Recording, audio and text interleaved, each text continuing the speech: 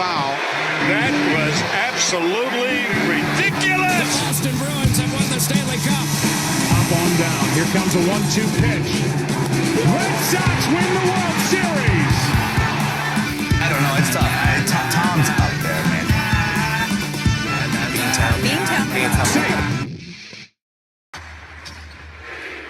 Well, I've been a fan of Boston Celtics for, my whole life pretty much. First Celtics team was back when I was like 7 The years old. Boston Celtics became legendary.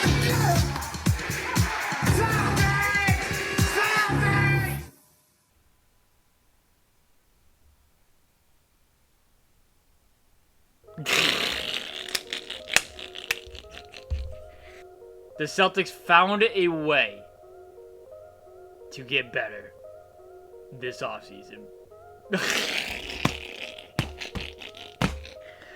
Oh my god. It's just unbelievable.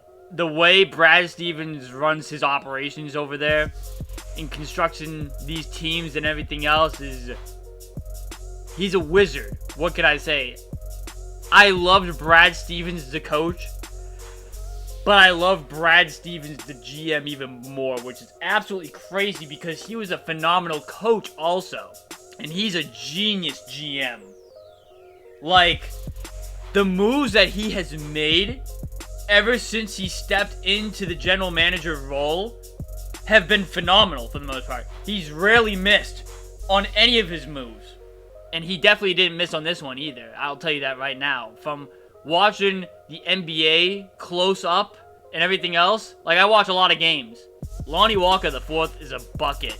He's a walking bucket, dude. Like, before he got hurt last year, he was averaging like 15 points a game, shooting like 43% from three, something stupid like that. He was on pace to be 6th man of the year last year. And now, he's coming to this Boston Celtics team. Banner 19, loading. You guys already know how I feel about the Lonnie Walker signing from the Boston Celtics. You guys know I love it. And you guys know I've been preaching for this to happen since last November. I wanted this to happen last season at the trade deadline. I wanted them to trade Delano Banton and picks for Lonnie Walker to solidify their bench, because one of the biggest question marks going into the trade deadline this past season was, how is their bench scoring going to be? Because there have been flashes during that season where the bench scoring was inconsistent. And I said, hey, you want to fix the bench scoring? You want to make it more consistent? You bring in a walking bucket like Lonnie Walker the fourth, who you can rely on for bench scoring, who can average you 12 points a game off the bench, something like that. Simple as that. Now he's coming onto this team for this season after they won a championship. Holy crap, man. This is going to be an unbelievable season. Today we're going to react to the Boston Celtics keep getting better.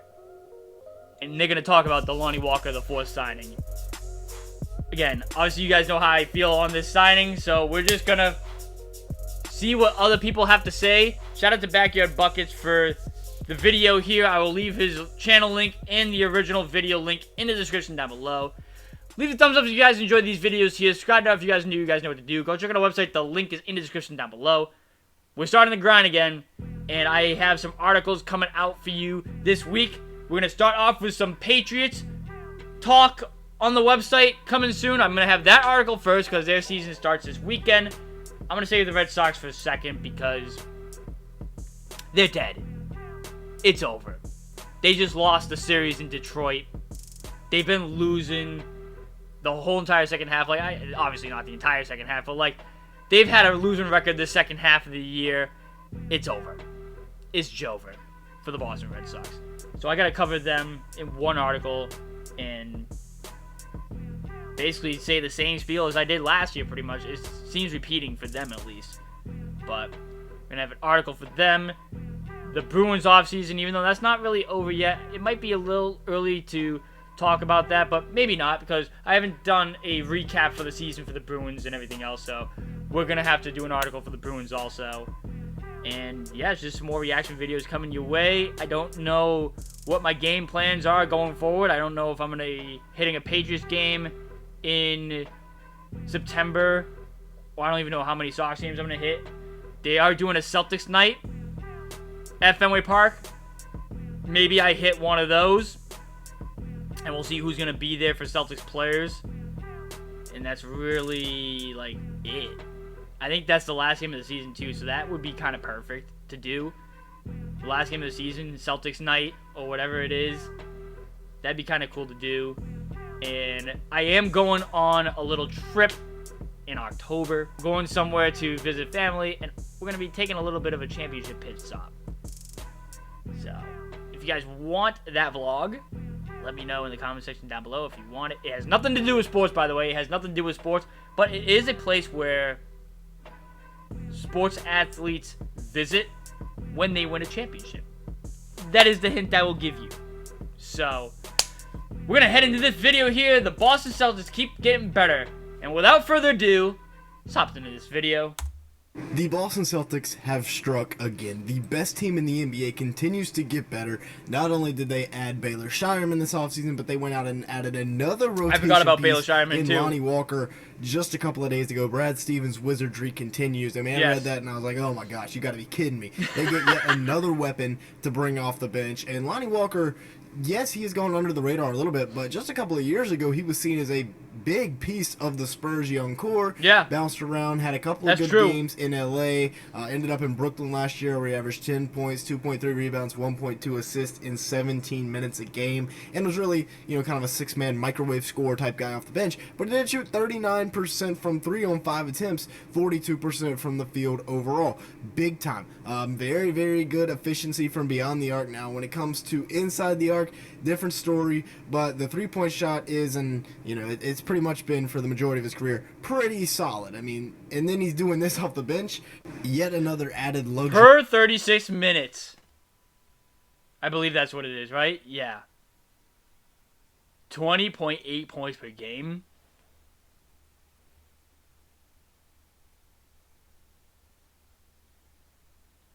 Whoo, shit. Wow.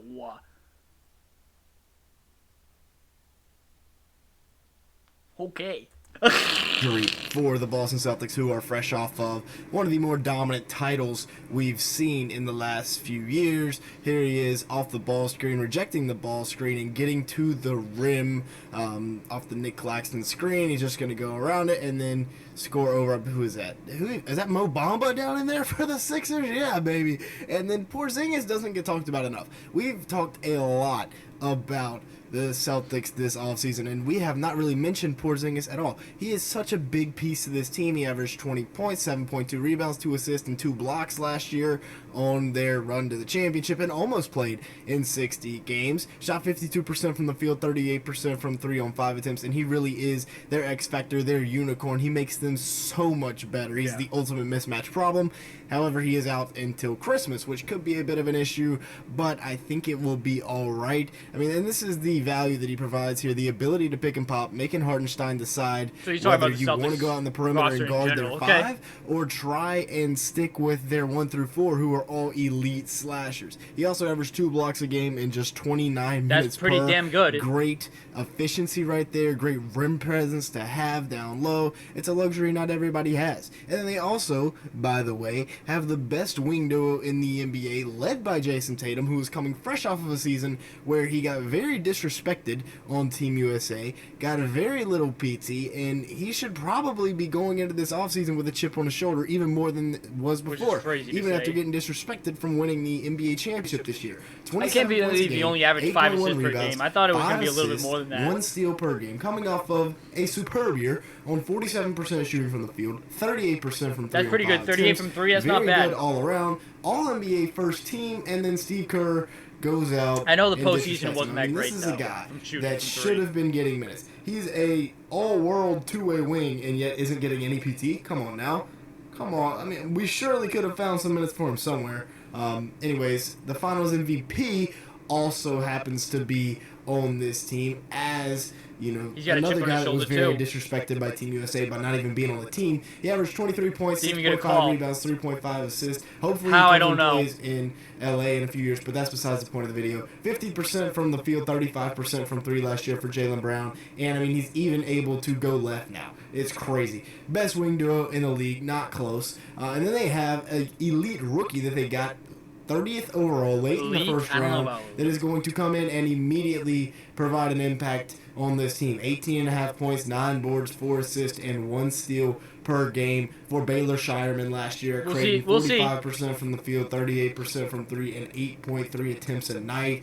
He can really fill it up from downtown, and he's going to fit into this Celtics scheme, Celtics system very, very well. 12th in NCAA in three-pointers made last year, and they had an elite... This is their bench. Okay, Pritchard.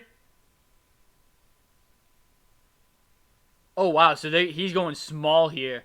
Okay, so he's got Pritchard, Lonnie Walker, Hauser, Shireman, and Horford. Who did Mike and I talk about would be the 5? It would be Pritchard, Lonnie Walker, Hauser. I know Horford was the 5, but who was the 4? Tillman, maybe. I'm blanking on it. It'll come back to me. I promise you guys. It'll come back. But yeah, Shireman probably is the 11th guy if I had to make a guess. He's probably the 11th guy. Bench revamp. Really, they only had an 8-man rotation last year. Now they have a full 10-man rotation, and that makes things even scarier in Boston because they just got deeper. They got better than last year, and they dominated. They were a super crazy. team. With that being said, make sure to the like button, leave me a comment down below, and hit that subscribe button if you are enjoying today's video at any point. We're looking for about 200 likes on today's video, so if you could help us out with that, it'd be greatly appreciated. Now let's look at their elite role players, led by Drew Holiday, who in my opinion is the best role player, if not the second best, to only Derek White in the NBA. 13 points a game, 5 rebounds, almost 5 assists, 1 steal, 1 block. Pretty much is the point guard for this Celtics team. Despite the fact that he's been a shooting guard his whole career. Oh, by the way, he shoots 48% from the field and 43% from 3 on 5 attempts. Overall, Drew Holiday is just the perfect guy to put on this team. He also has straight clamps. There he is guarding Julius Randle. Now he's going to put Jalen Brunson in a box. Force a tough fadeaway contested shot. Now, once again, straight clamps here.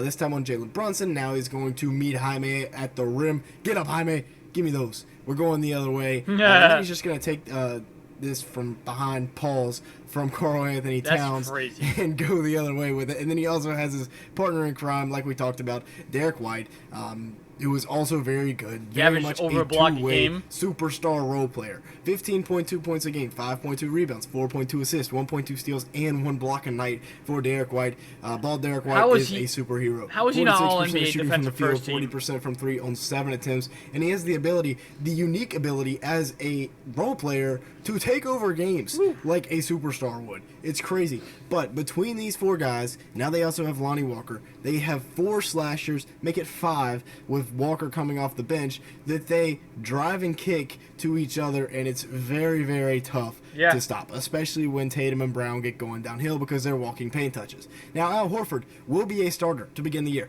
With Kristaps Porzingis being out till Christmas, he is being called upon to step up. He averaged 8.6 points, 6.4 rebounds, 2.8 assists in 27 minutes a game last year, and was, still, even at his old age, a very, very good piece to the puzzle for the Celtics. Aging like fine Shot 51% from the field, 42% from 3 on 4 attempts. This year, he will be 38 years old. Crazy work. Who cares? He's still going to be a very solid starting center, though, because he can shoot the 3 ball. He can still protect the rim a little bit, averaged over a block a game in just 28 minutes, and he will be a solid starter. And then you also have Sam Hauser, who just got that 4-year, $45 million extension. He averaged 9 points a game, 3.5 rebounds, 1 assist in 22 minutes a night last year in what was a very, very solid role for him. And then obviously getting paid this summer. He shot 42% from 3 on 5 attempts, despite the fact that he didn't really play well in the finals. Still, one of their better pieces, and he was really good defensively, despite the fact that he didn't shoot it well. Brad Stevens is a wizard. I am convinced of it. This is absolute sorcery. The fact that he was able to build this roster with Drew Holiday, Derek White, Jaylen Brown, Jason Tatum, and Kristaps Porzingis, and then now have a bench unit of Peyton Pritchard, Lonnie Walker, Baylor Shireman, Sam Hauser, and Al Horford, and he has his next 3 first-round picks completely unprotected. Those are all his picks. There's no, Well, this is what happens when you rebuild the right way. You know what I mean? when you rebuild a team the right way and you hit on your draft picks, when you pick the right guys, and you... what's the word that I'm looking for? When you're able to develop those prospects, when you hit on the right guy and you develop those prospects in the player that you would want them to be, this is what happens. You get the opportunity to plug in pieces around those guys that can help your team now. You know what I mean? Tatum and Brown were the right guys to select in those drafts, and then it just made it easy. You just plug the right pieces with those players that fits their game, and that's it. And now, this is what the situation looks like for the Celtics. They are in the second apron. I really hate the fact that ownership and the league agreed to like the second apron shit and all that. I hate it.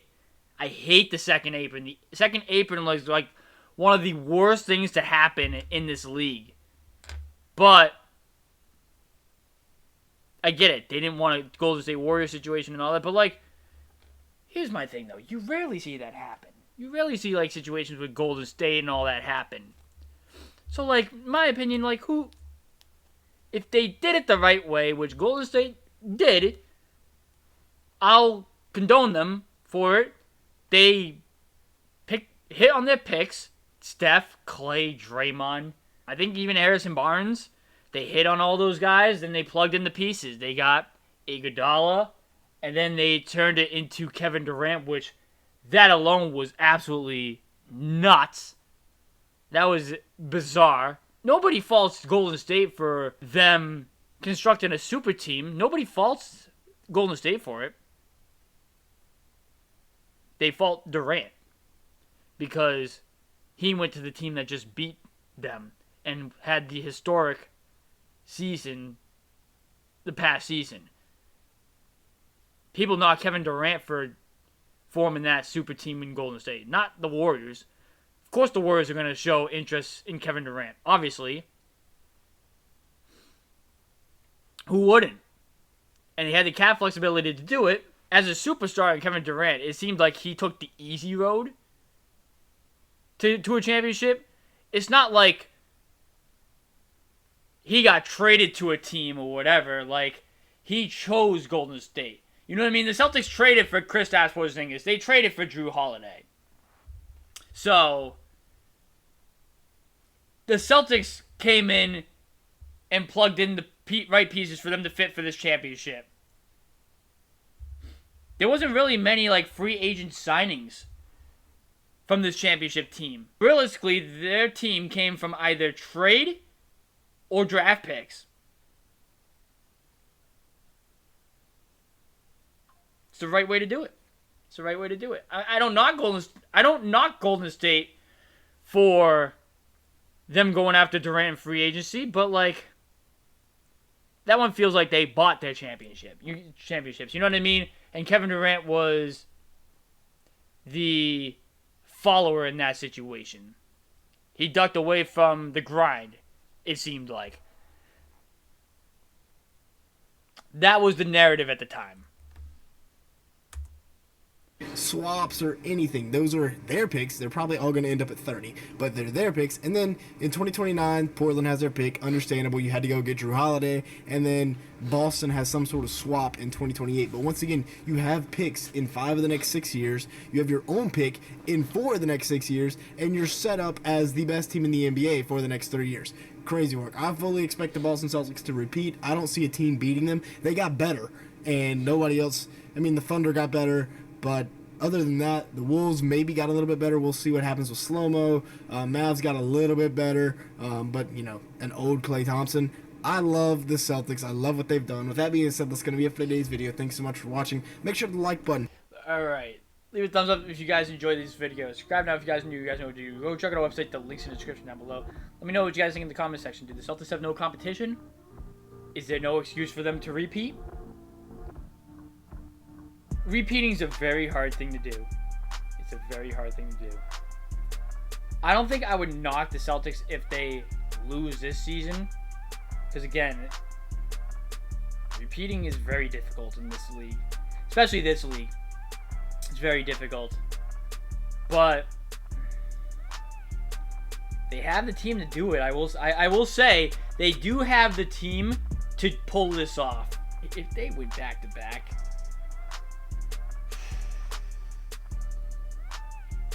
Does Paul Pierce, does Jason Tatum pass Paul Pierce as on the all-time Celtic list? Does Jason Tatum pass Paul Pierce on the all-time Celtic list? Like if we're ranking players. I would even go as far as saying Jaylen Brown too. Does Jaylen Brown pass Paul Pierce? Oh man.